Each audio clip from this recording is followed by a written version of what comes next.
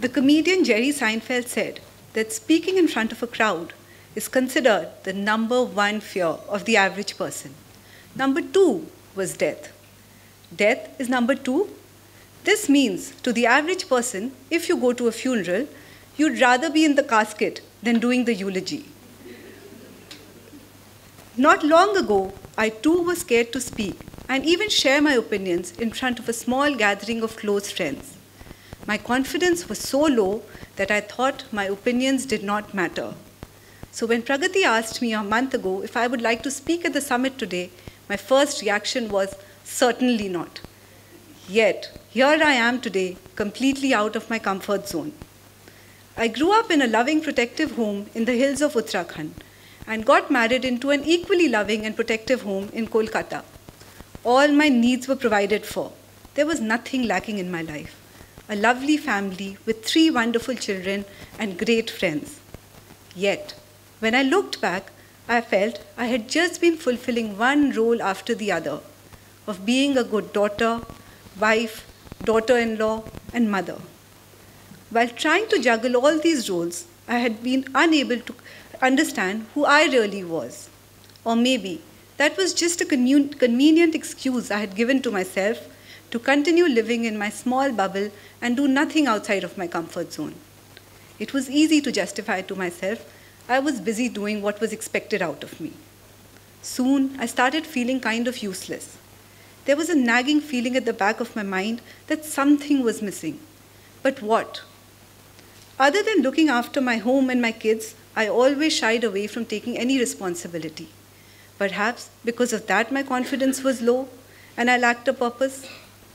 At that phase of my life, what came to my rescue was my workouts and my coach. Even though I had been working out since a few years by then, but now my mindset to exercise changed. I started showing up to work out every day, no matter what. Not showing up was not an option I gave to myself anymore. That discipline and commitment in just one area of my life started giving me purpose. Each session in the gym started feeling like therapy. And when the mind changes, the body knows. My previous trainer had told me that I could never do squats. But now, not only was I doing squats, but I was doing them with 50 kgs on my back. I ran my first 10-kilometer marathon last year. I started feeling healthy and happy. After a long time, there was a sense of achievement, as I found myself being able to do things I never thought I could before. I used to have a crazy fear of doing jumps, where I needed to jump onto a box about the height of my knees. For 6 to 8 months, I would stand in front of the box, look at it, and feel paralyzed. The regular occurrence was me standing in front of the box, telling myself, "You can do it," sometimes out loudly, at other times under the breath. My hands were moving, the mind was racing, but the feet would just refuse to leave the floor. Until finally, one day, I made it to the top of the box. What a feeling of joy it was. Through all my failed attempts, my coach would constantly be telling me, "If only you would jump, will you land on top?" Those words somehow became the wind beneath my wings. I had lived my entire life with that same attitude, just standing helplessly and not attempting anything at all, because of a fear of failing, of feeling not good enough, of feeling that somebody else was better. It always felt safe to play it safe. But somehow, accomplishing the jump unlocked something in my brain. I felt a sense of victory and hope and a realization that I'm not willing to live with so many fears and excuses anymore. As Rumi says, what you seek is seeking you. What I was looking for most was a purpose, an identity, and something to look forward to when I woke up in the morning. That's when Cornash came into my life.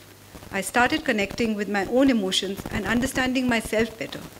I came face to face with many emotions that had unknowingly got locked up in some corner. I learned that it was only after accepting and facing my emotions, my fears, that they will cease to have a power over me. I found a support system in wonderful people like Devalina and Pragati and my class. And above everything else, I found self-love and confidence. I found the courage to take a leap and start doing things, and understood that purpose could be found in very simple things in life. Playing Cabo a card game that my daughter taught me, or cricket with my family, and all the fighting and screaming that follow are still some of the most cherished moments of my day. But now, while focusing on the us, I am learning to not ignore the me. I began volunteering in a school for the underprivileged. Seeing the eager, smiling faces of the children there, even in the midst of so many challenges, reminds me of how beautiful life really is. I also started a new journey as a psychological counselor and an EAR coach. In times to come, I hope that I can help people get in touch with their emotional ability resources and become better, happier, more self-accepting and loving versions of themselves. I had 100 excuses for not being here today, but I decided that I don't want to live behind my box of excuses anymore. I am willing to jump and land on top. I am learning to live beyond my fears and self-doubts. In the process of learning to do the jump, I somewhere learned to listen to a tiny voice inside that was always cheering me on, but which I could never hear before. Today, I wish that each one of us, while cheering for our loved ones, can also learn to celebrate ourselves. Thank you.